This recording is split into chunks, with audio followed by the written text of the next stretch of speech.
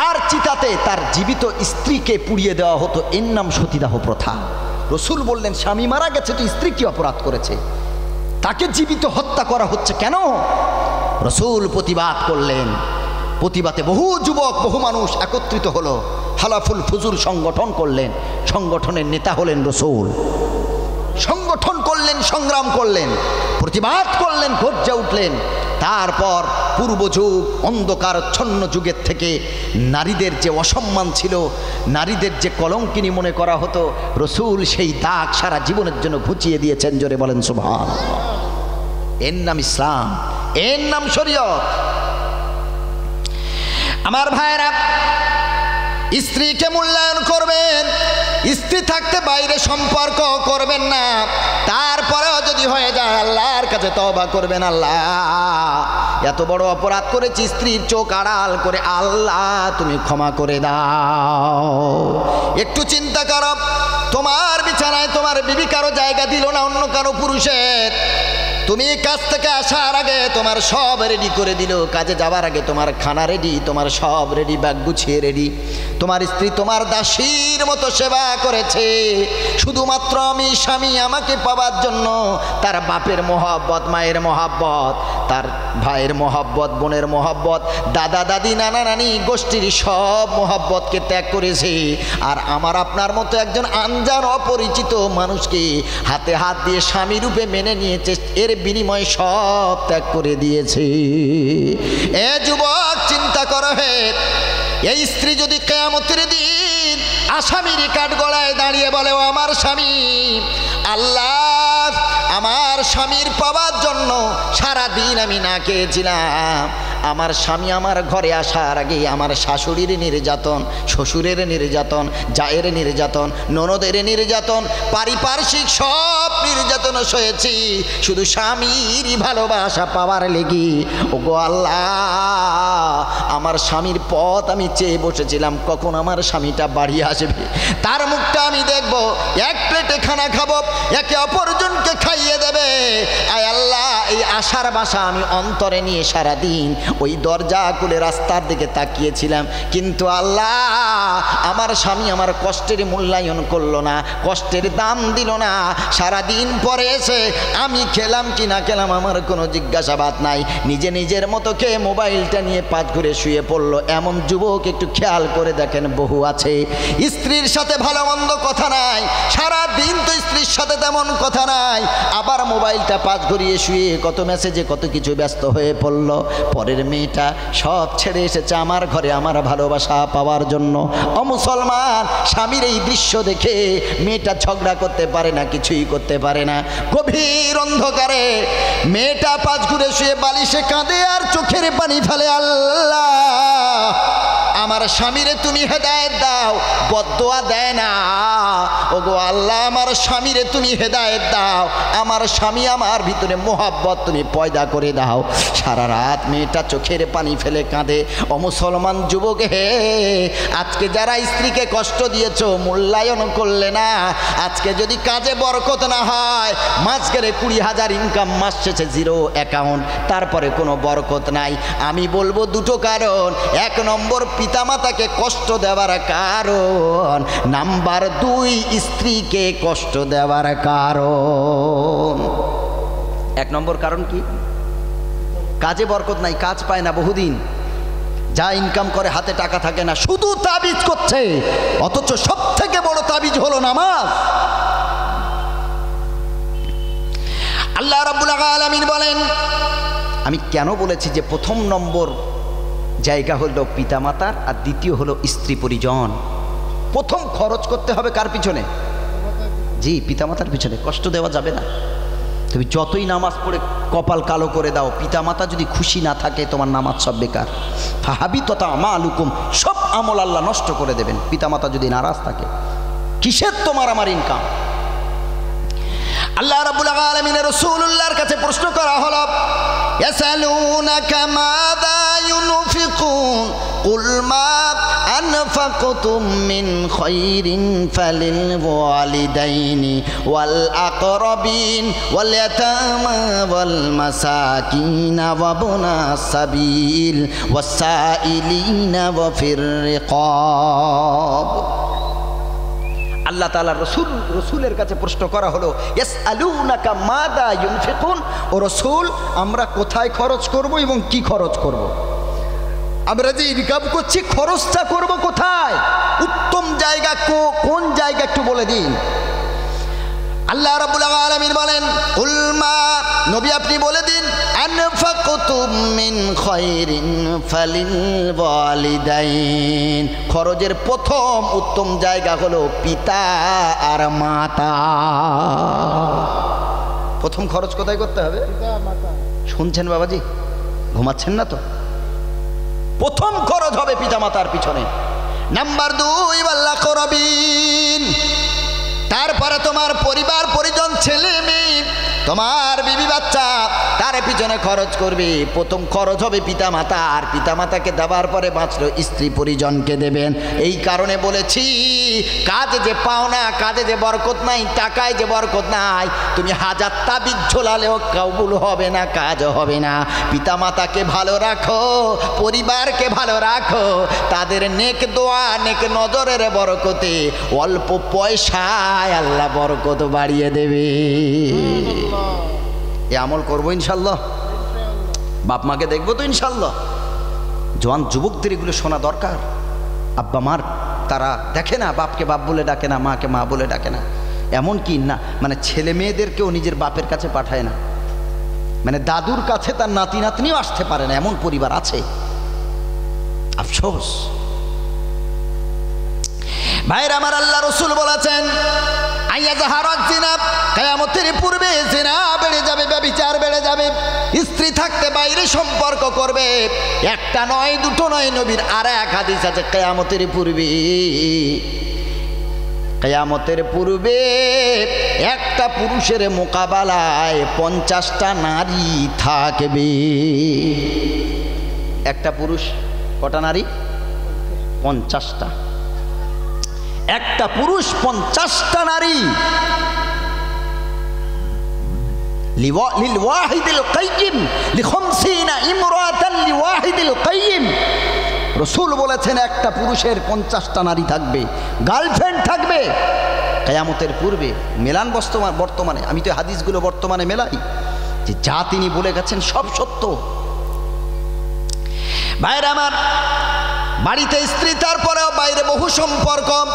যদি বলেন হুজুর 50টা কি করে হয়, ও মুসলমান বাবাজি আপনাদের কাছে জানতে চাই, নারী বান্ধবী রাখা কি জায়েজ আছে না না জায়েজ? বলেন বলেন। গার্লফ্রেন্ড না, বান্ধবী, ফ্রেন্ড। চিন্তা করেন, নবী তো 50-এর কথা বলেছেন। বেস্ট ফ্রেন্ড করেছে বলে আমার গার্লফ্রেন্ড নয়, তার নামটা উল্টে দিয়ে বলেছে আমার বেস্ট ফ্রেন্ড। কি নাম? বেস্ট ফ্রেন্ড, গার্লফ্রেন্ড না। ওই বেস্ট ফ্রেন্ডের নামের ভিতরে যে কি হচ্ছে, কি নোংরামি চলছে, আল্লাহ ছাড়া কেউ জানে না। এ বান্ধবী বলছে আমার এ মাসে রিচার্জ শেষ, বলে কি নাম্বারটা, তাড়াতাড়ি বল কোন নাম্বারে ভরব। খোঁজ নিয়ে দেখো, ওর বউয়ের ফোনে 6 মাস রিচার্জ নেই, ওর স্ত্রীর ফোনে 6 মাস রিচার্জ নেই, ফোন করতে পারে না বেচারি মায়ের কাছে, বাপের কাছে, ভাইয়ের কাছে একটু মন জুড়িয়ে কথা বলবে। স্বামী বলে পয়সা নাই, কাজের অবস্থা খারাপ। ওর বান্ধবী ফোন করছে যে এক্ষুনি রিচার্জ করে দিতে হবে, না কথা বলতে পারবো না, তোরে ছাড়া বাঁচি কি করে, এক্ষুনি দিচ্ছে। বাস্তব কথা বলছে। স্ত্রী যদি 100টা টাকা চায় তখন 1000 অজুহাত, আর বাইরে বন্ধু বান্ধবী তারা চায় সব কোথা থেকে টাকা চলে আসে, যেন জিবরিল আমিন স্বয়ং এসে দিয়ে যাচ্ছে, না থাকলে ধার করে দেবে। আর স্ত্রী যদি একটা নাইটি কিনবে 200টা টাকা চায়, ওর কাছে নাই। ছি ছি ছি, আস্তাগফিরুল্লাহ আস্তাগফিরুল্লাহ। আল্লাহ তুমি হেদায়েত নসিব করো, জোরে বলেন আমিন। জেনা করবেন না, জেনা থেকে ফিরে আসো। আল্লাহ নবী সাল্লাল্লাহু আলাইহি ওয়াসাল্লাম বলেন, আইয়াজহারাত জিনা, জিনা ব্যভিচার বেড়ে যাবে। নাম্বার 5 নবী বলেছেন, ওয়ায়াজহারুর রিবা, 5 নম্বর হলো সুদ বেড়ে যাবে। কি বাড়বে? সুদ। সুদ, মাওলানারাও সুদ খাবে বলে, সে কি? আচ্ছা, ব্যাংক থেকে আমরা টাকা তুলি না বলেন না, আমি মাওলানা, আপনারা সাধারণ মানুষ, সবাই সবার কথাই বলছি। বন্ধন করেন আর যাই করেন আর যে ব্যাংক ব্যালেন্স যাই করেন, ব্যাংক থেকে টাকা তোলা ফেলা করতে হয় না? হয় না? হয় না? তো প্রত্যেকবারে যখন টাকা তুলছি, ওই যে বিলে দেখবেন কত পার্সেন্ট, কত টাকা তুলেছেন তাতে কত পার্সেন্ট সুদ এসেছে বিলে লেখা থাকে, রিসিপ্টটাই লেখা থাকে, আমরা দেখি না ওগুলো। তো এই হিসেবে তো আমিও খাচ্ছি, আপনিও খাচ্ছেন, আমিও খাচ্ছি, আপনারাও খাচ্ছেন। আমরা প্রতি বছরে একটা হিসেব করে বার করে দিতে পারি না কিছু পয়সা? কিভাবে আমাদের ঈমান ধ্বংস করা হচ্ছে দেখেন। ইহুদিদের চক্রান্ত, এগুলো কাদের চক্রান্ত? ইহুদিদের চক্রান্ত। ইসলামিক রাষ্ট্রগুলো গিয়ে দেখেন সুদবিহীন ব্যাংক তাদের। আর আমাদের ভারতবর্ষের মানুষ, সব ধর্মের মানুষ আমরা বসবাস করি, আমাদেরকে ঢুকিয়ে দেওয়া হলো সুদ যুক্ত ব্যাংক। মানে যেখানেই রাখবেন সুদ, বাঁচতে দেবে না। যেমন রাখছে তেমন যাচ্ছেও, যাচ্ছে না? যাচ্ছে না? ফেক কল আসছে, কোথায় কে ফোন করছে, হঠাৎ করে টাকা কেটে আউট করে দিচ্ছে। যেমন রাখবে তেমন যাবে। মাদ্রাসার জন্য চাও দেবে না, মসজিদের জন্য চাও দেবে না, গ্রামে একটা গরিব মেয়ের বিয়ে হয় না, চাও দেবে না, ওই সব জায়গায় দেওয়া যাবে। একটা টিউবওয়েল বানাবো, সবার কাছে চাও দেবে না। একটা হাই ড্রেন হবে, সবাই মিলে করো, হবে না। ভালো কাজে দেওয়া যাবে না। যেমন দেবেন না, কিভাবে যে বার হবে আল্লাহ ছাড়া কেউ জানে। প্রত্যেকটা জিনিসের সাদকা করবেন। মোবাইল ব্যবহার করেন, তার নামে সাদকা করেন। যাই ব্যবহার করেন সাদকা দেবেন, আল্লাহ তা হেফাজত করবেন। প্রত্যেকটা ব্যবহৃত জিনিসের সাদকা করবেন। বাচ্চাদের নামে সাদকা দিন, স্ত্রীর নামে সাদকা দিন, আব্বা মায়ের নামে সাদকা দিন। জিনিসপত্রের চাষ করেছেন 1 বিঘা জায়গা, যা হয়েছে তার থেকে কিছু উসর দিয়ে দিন, সাদকা দিয়ে দিন। হেফাজত করবে কে? জি। আর যত রাখতে চাইবেন, ক্যান্সারে ধরবে, কিভাবে যাবে? যার হয়েছে cancer, there is no answer, তার কোনো উত্তর থাকে না। ডাক্তার বলে pray to almighty God, pray to almighty আল্লাহ। ডক্টর টিটস অলমাইটি আল্লাহ কিওরস। ডাক্তার বলে আমরা কি করব, আমরা তো শুধু ট্রিটমেন্ট করব, এছাড়া তো আমাদের আর কোনো ক্ষমতা নেই। ডাক্তার যখন নিরুপায় হয়ে যায় তখন বলে ডাকো কাকে? ডাক্তার। কাকে ডাকতে হবে? ডাক আলাদা করেন, সন্ধি বিচ্ছেদ করেন। ডাক তার, ডাকো তার মানে কাকে? আল্লাহকে। এখানেই তো প্রমাণ হয়ে যায় আসল ডাক্তার কে? আল্লাহ। থাকবেন, সাদকা দেন। সাদকা মানে দান, বেশি বেশি দান করবেন। যত দান করবেন তত আল্লাহ খুশি হয়ে যায়, বিপদ আপদ মুক্ত করেন আল্লাহ। আমার ভাইয়েরা, তাহলে 5 নম্বরে বলেছিলাম ওয়াজহারুর রিবা, সুদ বেড়ে যাবে, ঘরে ঘরে সুদ ঢুকবে। নবীজি সাল্লাল্লাহু আলাইহি সাল্লাম বলেন কিয়ামত ততক্ষণ পর্যন্ত হবে না যতক্ষণ পর্যন্ত মসজিদ নিয়ে প্রতিযোগিতা না হবে। কি না হবে? পৃথিবী ধ্বংস ততক্ষণ হবে না ততক্ষণ পর্যন্ত মসজিদ নিয়ে প্রতিযোগিতা না হবে, মন্দির নিয়ে প্রতিযোগিতা না হবে। দেখেন আজকে খেয়াল করেন, তোদের মসজিদ কতলা? 2 তালা। আমরা কি কম আছি নাকি? 3 তালা। মুসল্লি কজন? ইমাম সাহেব আর ওই মুয়াজ্জিন। হাইয়া আলাস সালা, দুজন মিলে চালা। আর এরা আজান শুনে সব অন্য সাইড দিয়ে পালা। কি রে জ্বালা! আল্লাহ, মসজিদ নিয়ে এসব হচ্ছে। আল্লাহর নবী বলেছেন যখন দেখবে মসজিদ বিশাল বিশাল হচ্ছে, বুঝে নিও কিয়ামত আর বেশি বাকি নেই। আর মসজিদের এক একটা মুসল্লি সুদের বাইরে থাকবে না। এই হাদিসটারই শেষ অংশ। আল্লাহর নবী বলেছেন মসজিদের এক এক মুসল্লি সুদের বাইরে থাকবে না, সুদ জড়িত হবে। তাই তো হচ্ছে, আমরা সবাই তো সুদ খাচ্ছি, সবাই তো সরাসরি খাচ্ছি, কেউ পরোক্ষভাবে খাচ্ছি সবাই। সুদ আমাদের জন্য হারাম, আমাদের জন্য অবৈধ। ইন্টারেস্ট আমাদের জন্য অবৈধ। হ্যাঁ, আপনি কি ছেড়ে দেবেন, ব্যাংকে দিয়ে দেবেন? না, আপনারটা আপনি নিন, ওই টাকাটা গরিবদেরকে দিয়ে দেন। পুণ্যের আশা ছাড়া, নেকি হবে এই আশা ছাড়া আপনি একটা টিউবওয়েল বানিয়ে দেন, একটা গরিব মানুষের বাথরুম করে দেন ওই ইন্টারেস্টের টাকাটা দিয়ে। ওটা তো আপনার মূলধন নন, আপনার মূল তো ওটা নয়। আল্লাহ তাআলা বলেছেন ফালাকুম রুউসু আমওয়ালিকুম, যেটা তোমার মূলধন, আসল যেটা ব্যাংকে রেখেছো ওটা তোমার। আর সরকার যেটা ইন্টারেস্ট দিয়েছে, ব্যাংক কোম্পানি যে ইন্টারেস্ট দিয়েছে, ওটা তুমি ছাড়বে না, ওটা তোমার পাওনা, কিন্তু তুমি নিয়ে তোমার ব্যক্তিগত কাজে লাগাবে না, তুমি জনস্বার্থের কাজে লাগাবে। পারবো ইনশাল্লাহ? পারবো ইনশাল্লাহ। এলআইসি করেন না, কে কোন হুজুর নিষেধ করেছে? আমি বলে যাচ্ছি এলআইসি করেন, এলআইসি করুন, আমার আপনার ভবিষ্যৎ। আপনি 5 বছর 6 বছর 10 বছর এলআইসি করুন, কিন্তু আপনার খেয়াল রাখতে হবে যেদিন থেকে এলআইসি বই আপনার টাকা ফেলতে শুরু করেছেন সেই দিন থেকে কত মাস আপনি ফেলেছেন, কত বছর ফেলেছেন, ওই সব মূল ধনটা যেটা আসল আপনার ওইটা আপনি নেবেন, আর যেটা ব্যাংক থেকে আপনার এক্সট্রা করে দিল ওটা আপনি নিয়ে কোনো গরিবদেরকে দিয়ে দেবেন। পারবো ইনশাল্লাহ? পারবো ইনশাল্লাহ। ছাড়বেন না, ওটাও নিলে তো কারোর ফায়দা হচ্ছে, কিন্তু আমাদের ওটা খাওয়া যাবে না। অবৈধ, আল্লাহ বলেছেন অবৈধ, বাস লাভ লোকসান দেওয়ার দেখার দরকার নেই। আল্লাহ বলেছেন অবৈধ, বাস অবৈধ।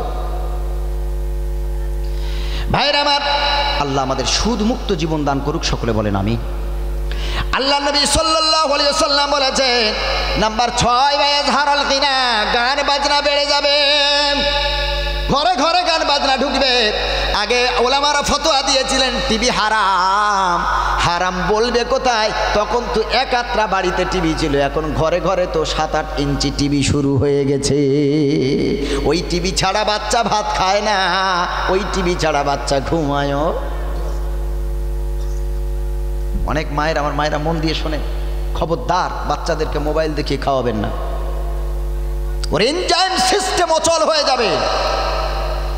আল্লাহ তাআলা আমাদের শরীরে বিভিন্ন লালা দিয়েছেন, জোরে বলেন সুবহানাল্লাহ। এই যে জিহবা, এতে 4 ধরনের স্বাদ কোরক আছে, স্বাদ গ্রাহক আছে। এই যে আমরা যখন কোনো খাবার চাবাই, খাবার চিবাই, তখন ওই জায়গাগুলো থেকে লালা নিঃসৃত হয়। ওই লালার কাজ হলো খাদ্যটাকে হজম করা। সুবহানাল্লাহ পড়েন। প্যানক্রিয়াস থেকে লালা নিঃসৃত হয়, সেগুলো খাদ্য হজম করে। গল ব্লাডার থেকে লালা নিঃসৃত হয়, সেগুলো খাদ্য হজম করে। এটা যখন মোবাইল দেখে খাবো, তখন মোবাইলের ধ্যানে খাচ্ছি, এ সময়টা ওই লালাগুলো নিঃসৃত যেভাবে হওয়ার দরকার হয় না। সেজন্য বাচ্চা খায় বেশি, কিন্তু গায়ে লাগে না। কারণ এক ধ্যানের সাথে, এটা ব্রেনের সাথে সম্পর্ক, রিলেটেড, ব্রেনের সঙ্গে রিলেটেড। আপনি যে ধ্যানে যে কাজ করবেন, তখন সে আল্লাহ এমন সিস্টেম করে দিয়েছেন আমাদের শরীরে, আমরা যে ধ্যানে যে কাজ করব সেই সময়টা সেই লালা যতটুকু নিঃসৃত হওয়ার দরকার, সেই হরমোনকে যতটুকু সিক্রেশন হওয়ার দরকার ততটুকুই হবে। আলহামদুলিল্লাহ পড়ে। কিন্তু আমরা কাজ করছি এক, ধ্যান আছে আর এক, তখন তো ওটা আর হবে না। আল্লাহ আমার মায়েদের হেদায়েত দান করুক, সহিবুজ দান করুক, জোরে বলেন আমিন। আমরা বাপ মা যদি ঠিক না হইতো, বাচ্চা ঠিক হবে কি করে? শিক্ষকের নেই ইষ্টের টান, কে যোগাবে ছাত্রের প্রাণ? শিক্ষক ভালো না হলে ছাত্র ভালো হবে? বাপও বিড়ি টানে, ছেলেও বিড়ি টানে। বাপও বিমল খায়, ছেলেও বিমল খায়। বাপও তেরেঙ্গা খায়, ছেলেও তেরেঙ্গা খায়। এক গাড়ির ড্রাইভার, পাইলট বাপ ছেলে। এখান থেকে উড়িষ্যা যেতে হবে কয়েকদিন পথ লরি চালিয়ে। বাপ 3 ঘন্টা ড্রাইভিং করে, ছেলে 3 ঘন্টা করে। বাপ চালাচ্ছে, ছেলে সিগারেটে ফুঁক দিয়ে, বিড়িতে ফুঁক দিয়ে বাপের মুখে ধরছে, টানো বাপ। এবার ছেলে যখন চালাচ্ছে, তখন বাপ ধরে, বাপ আমার খা, না খেলে তো এত গাড়ি চালাবি কি করে? ছি ছি ছি, আস্তাগফিরুল্লাহ। আমাদের ওইদিকে জয়নগর বলে একটা এলাকায় গত বছর একটা জলসা করতে গিয়েছি, সিকিরহাট বলে এক জায়গা। জলসার আগে বাথরুমে ঢুকেছি, একটা বাচ্চা ছেলে, বিড়ির খুব গন্ধ বেরোচ্ছে। কমিটির একটু ধমক দিল, বার হওয়ার পরে খুব বেশির থেকে বেশি ওর বয়স হবে 6 থেকে 7 বছর। ও মালটা ভিতরে বসে বিড়ি টানছে। ওর মুখের দিকে তাকালাম আর ভাবলাম, তোর যে অবস্থা, তোর বাপের কি অবস্থা আল্লাহ ছাড়া কেউ জানে না। তোর অবস্থা দেখলেই বোঝা যায়, তোর গতি দেখে বোঝা যাচ্ছে তোর বাপের অবস্থা। আল্লাহ আমাদের সকলকে হেফাজত করুক। বাপরা আগে ঠিক হয়ে যান, মারা ঠিক হয়ে যান। নিজেরা মোবাইল নিয়ে 24 ঘন্টা ব্যস্ত থাকবো, তো বাচ্চারা কি করবে? আমাদেরকে কনসাস হতে হবে, আমাদেরকে সচেতন হতে হবে। হব তো ইনশাল্লাহ? জি, বাচ্চাকে মানুষ করতে হবে, দায়িত্ব এটা আমাদের।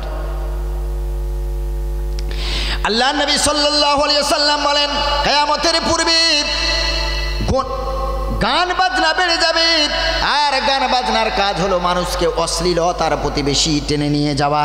গান বাজনা আমাদের এখন তো ওই গান নাই যা পূর্বে ছিল। ওই আপনার কিনা কি শিল্পী, পূর্বের বড় বড় শিল্পী ছিল, গানের নাম ভুলে গেলাম। বড় বড় শিল্পী মোহাম্মদ আদিস থেকে শুরু করে আরো যত ছিল, সেই গান তো আর এখন কেউ শুনতে চায় না, শুধু নাক্কানাকুর চায়। কি গানের ওয়ার্ড, কি বাক্য, কি তার অর্থ কেউ বোঝে না, তারপরেও শুধু শরীর নাড়ায়, মাথা নাড়ায়, আনন্দ পায়। এখনকার গানগুলো একটু কানে তো আসে মাঝে মাঝে, কি যে অর্থ। এমন একটা গান ভাইরাল হলো গত বছর, মনিকা কি মাকে হিতে নাকি এরকম আছে না, কি ওর অর্থ আল্লাহ ছাড়া কেউ জানে না। ওই আবার হাইলাইট হলো, সবাই দেখলো, বিশাল ভাইরাল গানটা। মানে আমাদের বাঙালি মুসলমানদের অবস্থা দেখেছেন তো কি অবস্থা, বুঝি আর না বুঝি, বাস একটা কিছু নতুন এলেই হলো। আল্লাহ আমাদের গান বাজনা থেকে হেফাজত করুক। না, গান বাজনা শুনবেন না, অন্তর মরে যায়, হিংস্র হয়ে ওঠে। ওই সময়টা যদি অন্তরে কষ্ট হয়, গান শুনে কষ্ট দূর করবেন না, ওই সময়টা আল্লাহর জপ করুন, আল্লাহর তসবিহ আদায় করুন, উপরওয়ালার তসবিহ আদায় করুন, নবীজির নামে দরুদ পড়ুন। এ সময়টা আল্লাহ তাআলা রাগ কন্ট্রোল করে দেবেন, আল্লাহ তাআলা দুশ্চিন্তা দূর করে দেবেন ইনশাআল্লাহ।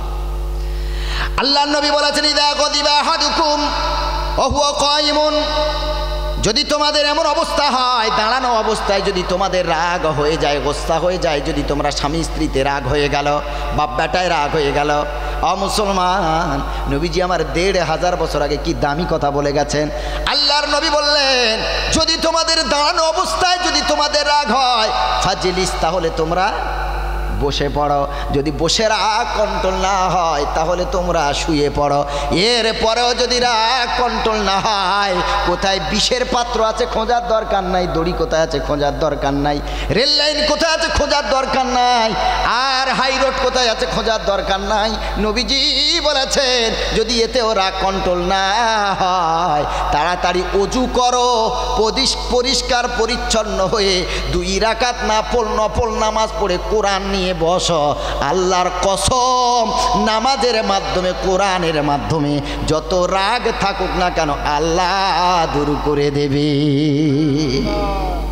আমার মায়েরা ওসব দেখে না, অভিমানী তো, অতিরিক্ত অভিমানী। স্বামী যদি কিছু বলে, মারে, আগে দড়ি খুঁজবে কোথায় আছে দেখি, আগে বিষটা খুঁজবে কোথায় আছে দেখি। না মা, ধৈর্য ধরো, সবর করো, সবরের ফল মিষ্টি হয়, ধৈর্যের ফল মিষ্টি হয়। আসে কিছু পরে, কিন্তু মিষ্টি বয়েই আনে, সবর করবেন। হযরত ইব্রাহিম আলাইহিস সালাম সবর করলেন। সবর করেছিল না করেনি? জি, ইব্রাহিম আলাইহিস সালাম, আল্লাহ রাব্বুল আলামিন বললেন, ও ইব্রাহিম, আমার রাস্তায় কুরবানি দাও। হযরত ইব্রাহিম আলাইহিস সালাম চিন্তিত হয়ে গেলেন, আল্লাহর কি দিলে আল্লাহ তাআলা খুশি হবেন। আল্লাহর দরবারে আল্লাহর জন্য উটের পাল সব দান করে দিল। আল্লাহ স্বপ্নে দেখান, ইব্রাহিম, আমি খুশি হই নাই। সবর দেখেন কেমন। এরপর আল্লাহ আবার যখন স্বপ্ন দেখালেন, হযরত ইব্রাহিম আলাইহিস সালাম খেজুর বাগান যা ছিল সব দান করে দিল, আল্লাহ রাস্তায় গরিবদেরকে হাদিয়া করে দিয়েছে। দ্বিতীয় দিন আবার স্বপ্ন দেখায়, ওরে ইব্রাহিম, এখনো তোমার দানে আমি আল্লাহ সন্তুষ্ট হই। ইব্রাহিম নবী চিন্তা করতেন, তাহলে দেবোটা কি, আমি উটও দিয়ে দিলাম, বাগানও দিয়ে দিলাম, তাহলে আল্লাহ সন্তুষ্ট হবে কি? কি চাইছেন আল্লাহ? ভাইরা আমার, যার বাচ্চা হয় দেরিতে, ওই বাচ্চার প্রতি বাপ মায়ের মায়া বাড়ে না কমে? বলেন, বেশি হয় না? বিয়ে করেছে 5 বছর, 6 বছর, 10 বছর, 12 বছর, বহু গাইনোকোলজিস্ট দেখালো, বহু ট্রিটমেন্ট হলো, বহু কিছু করলো, বাচ্চা হয় না। একদিন সুসংবাদ, স্ত্রীর গর্ভে বাচ্চা এসেছে। ইউরিন টেস্ট করে পজিটিভ রিপোর্ট যখন এসেছে, খুশিটা খুব কম হয় না বেশি হয় বাবাজি? কত বেশি! দাদু দাদি, নানা নানি, এটা শোনার পর বিশাল একটা আনন্দের পাহাড় আসে না? ইব্রাহিম আলাইহিস সালাম বার্ধক্য অবস্থায় সন্তান পেয়েছে। প্রথম সন্তান তার ইসমাঈল আলাইহিস সালাম, তখন তার বয়স ছিল 86 বৎসর। জোরে বলেন সুবহানাল্লাহ। দাড়ি সাদা হয়ে গেছে, চামড়া ঝুলে গেছে, বার্ধক্য রোগ ধরেছে, স্পার্ম কাউন্ট কমে গেছে, হরমোনে যতটুকু তার ক্ষমতা ততটুকু ছিল না। তারপরেও বাচ্চা দিয়েছে কে? আল্লাহর ক্ষমতা আছে না নাই? আল্লাহর ক্ষমতা আছে না নাই? জোরে বলেন, আছে না নাই? সে আল্লাহ আজও আছে। হযরত ইব্রাহিম আলাইহিস সালামকে আল্লাহ 86 বছর বয়সে একটা সন্তান দিলেন, তার নাম রেখেছেন ইসমাঈল। আল্লাহ তাআলা এই সন্তানকে চেয়েছেন, ইব্রাহিম, তোমার এই মায়ার সন্তানকে আমার রাস্তায় জবাই দাও। সুবহানাল্লাহ, পারবেন? 10 বছর পর একটা বাচ্চা আল্লাহ দিয়েছে, যদি আপনার বোন বলে ভাই রে আমিও তো 15 বছর বিয়ে করেছি, আমার বাচ্চা কাচ্চা নেই, তোর বাচ্চাটা আমার দেবে তো? তোর কি মাথা গেছে নাকি? টাকা কত লাগবে বল, বাচ্চা চাইছিস কেন? 10 বছরের আমার সোনার ফসল, 10 বছরের ফসল আমার, এত কষ্টের ফসল আমি তোরে দিয়ে দিই কি করে? তুই আর বোন হতে পারিস? 86 বছরের ফসল আল্লাহ চাইছেন ইব্রাহিম দিতে হবে, তোমার সন্তান আমার রাস্তায় বলি দিতে হবে, উৎসর্গ করতে হবে। এত সোজা একটা বাপের কাছে তার সন্তান বিদায় যাবে? আল্লাহ রাব্বুল আলামিন কোরআনে কোট করে দিলেন 23 নম্বর পারায় সূরা সফফাতের ভিতরে আল্লাহ রাব্বুল আলামিন বলেন, হযরত ইব্রাহিম আলাইহিস সালাম ছেলেটাকে ডেকে বলে, ছেলে ইসমাঈল, শোনো রে আমার সোনার টুকরো, শোনো আমার বাপ, আমার কলিজার টুকরা, আয় আমার কাছে আয়। ইব্রাহিম আলাইহিস সালাম বলছে, শোনো ও ইসমাঈল, আল্লাহ আমাকে স্বপ্ন দেখিয়েছে আমি যেন তোমাকে আল্লাহর রাস্তায় কুরবানি করি। ইব্রাহিম ফানজুর মাযা তারা, তোমার কি মত? এখন তো আল্লাহ আমাকে এই নির্দেশ করেছে, তোমাকে তো চাইছে উৎসর্গ করতে হবে, বলি দিতে হবে। ফানজুর মাযা তারা, তুমি কি বলতে চাও এ বিষয়ে, তোমার কি মত? দেখেন ইব্রাহিম আলাইহিস সালামের তখন বয়স কত হবে? 6-8 বছর কি 10 বছরের মধ্যে কচি সন্তান ইসমাঈল আলাইহিস সালাম, অত অল্প বয়স। বাপ ডেকে বলছে, মানে কোরআনে এভাবেই এসেছে, হযরত ইসমাঈল আলাইহিস সালাম তখন বাবার একটু একটু হাতে ধরা হয়েছে, তার মানে বয়স 7-8 বছর কি 6-8 বছর।